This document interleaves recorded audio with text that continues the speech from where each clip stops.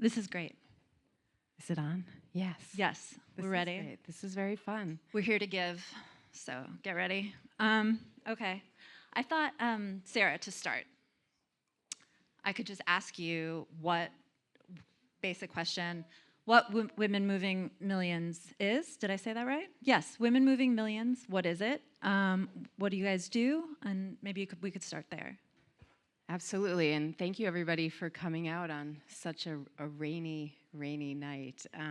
Really grateful to see everybody here and excited to be part of this evening and part of this really important Given Tuesday conversation. And it'll be fun, 15 minutes. Yeah, 15 minutes. So go.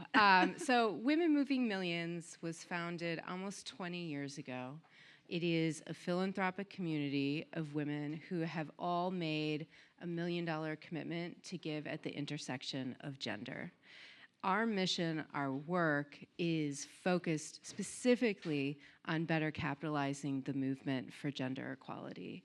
And we do that by working and supporting this amazing community of women to give boldly, to give more effectively, to give collaboratively, and to help them be in better relationship with the various movements that are focused on improving the lives of women and girls. So Sarah, I mean, what a time to be supporting women and girls. It's really challenging. When we spoke last week, you said it's the most challenging time you've ever seen in philanthropy.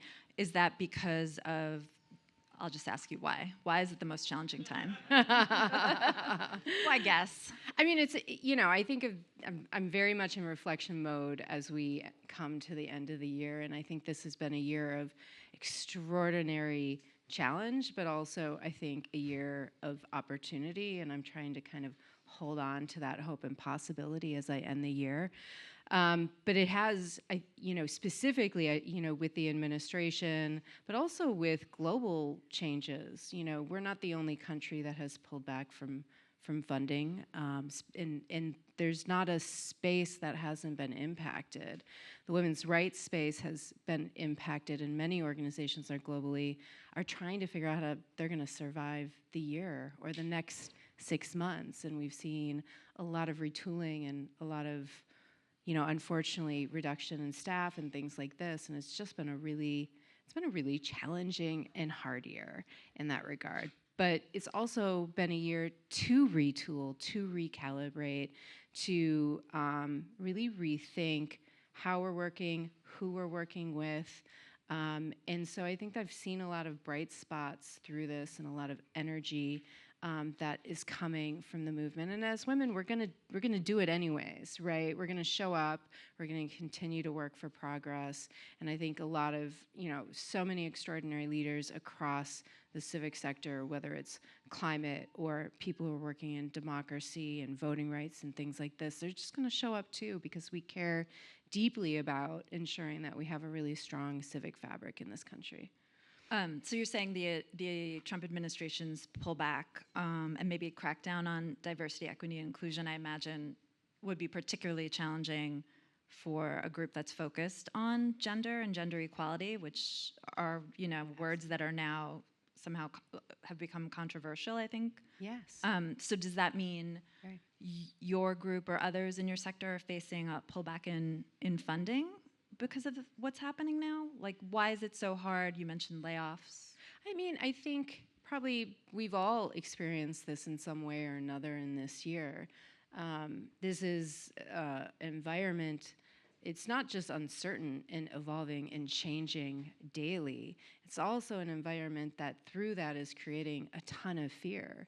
And so I think from an individual perspective, just even myself as a leader, just really holding on to what is my purpose, what are my values, what do I care deeply about, how do we keep moving forward. I think every leader in the civic sector has had to have that conversation with themselves, with their boards, with their teams in this year.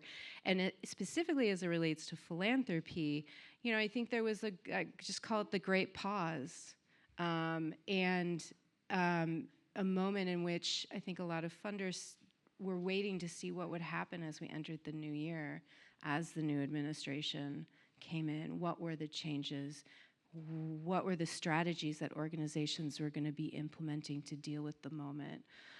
But we have seen specifically at Women Moving Millions an extraordinary response. We have seen and surveyed our members.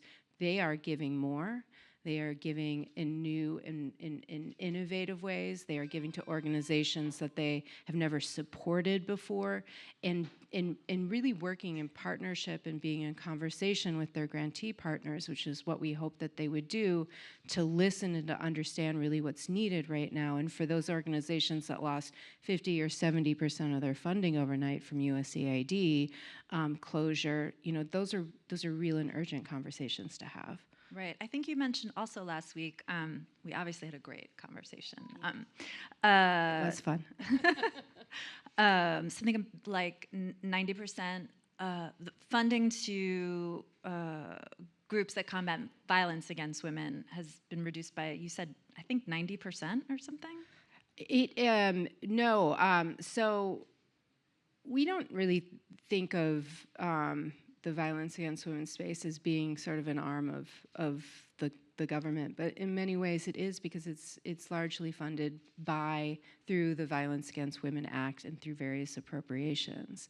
So as the administration looked at anti-DEI efforts, of course, women's rights and violence against women organizations were impacted by those decisions, by pauses in funding.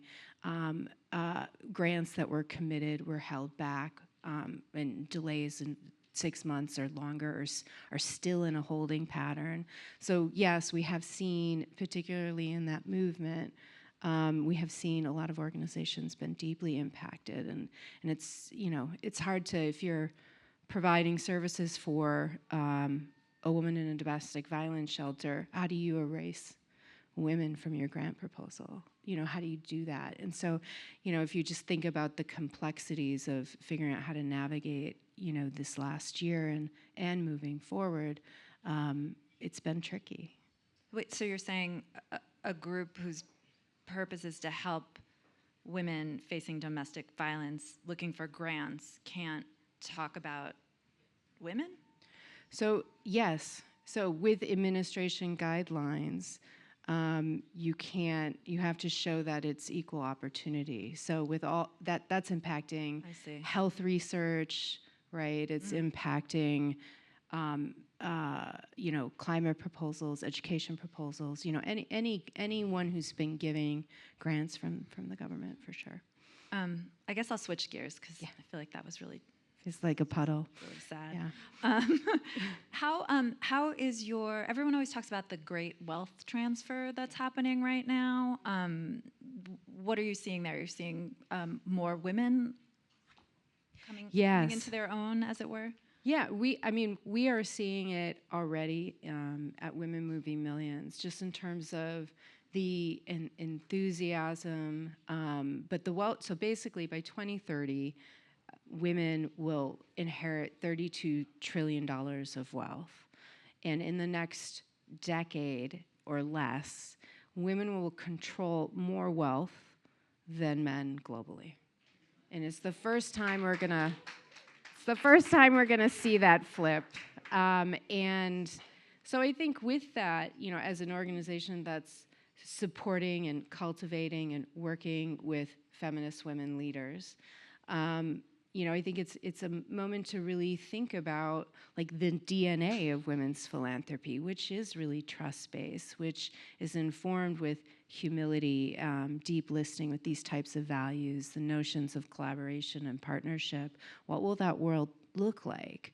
And it's an opportunity for us to imagine, but also at an organization like Women Moving Millions, we believe that we should not do this alone. We should be doing this in community. If we learned anything in this year, it is that these challenges are really very difficult to solve alone. We really do need each other. And so we've really leaned into our own organizational DNA, which is really around collective leadership, collective giving, and we feel we're really equal to the task of the moment. Why do you think it's important to focus on women and girls in philanthropy? Why not? I don't. Yeah. Half the world. I don't know, but Yeah. But exactly. I mean, Statistically, why not go yes. broader? I mean, do women have to move millions for other women? Can they, have Yeah. a broader, even broader remit? I guess. Yeah, well, less than 2% of philanthropic giving, charitable giving in this country goes to organizations working specifically for women and girls. So that's $11 billion annually that goes to organizations. And so we are working really hard to get past that 2%. This is actually, the Lilly School of Philanthropy did their recent report, which looks back about a year and a half, and it was the first time we surpassed the 2%. And we know, so we prioritize women and girls because we know that it's the smartest, most effective, and strategic way to ensure that social change happens. There's so much research out there, and we don't have that much time, but look it up, find it. When you're talking about, investing in agriculture in, let's say, Africa, you're talking about investing in women. And so everywhere you look in every sector, women are on the front lines holding their communities together. And yeah, it's the best way to build a world where everyone can thrive. And we believe really deeply in that, and money from women to women. I mean, it's really powerful. I just need to go back and ask you, were you saying before that women are soon going to control more wealth than men? What did you mean? I don't think it would be that you mean women would be wealthier than... So to be clear, I'm not an economist. Me neither. But no. So, which means I can say anything, right? No, but... I think that's acceptable. On Giving Tuesday, we give you permission. It's Giving Tuesday. It's totally acceptable. But what whatever. they're predicting is that there'll be a flip of over 50%. But in addition to that, we also know that women make consumer choices, right? So we're already there in terms of how we think about moving our money. So whether it's at the supermarket or it's $1 million contributions like our members are making, we all have a role that we can play in terms of thinking about how we use our capital. That's great. We don't have much time, so I think we're going to just leave it there, I think. Okay. Yeah, was there something else you wanted to say? Wait. Well, I'll just ending on a hopeful note. I mean, I think that, I have felt, and I believe deeply, that if we as a community of people who care deeply about the civic sector, about our democracy, really hold on to hope. And my word for the year has been possibility. Like, how do I hold on to that even when it feels like really impossible? And so I just leave everybody and just encourage you to think about like what is possible for next year and how can you step into that possibility? Because I think we're going to have a good year. Thanks, Sarah. Yeah, thank you.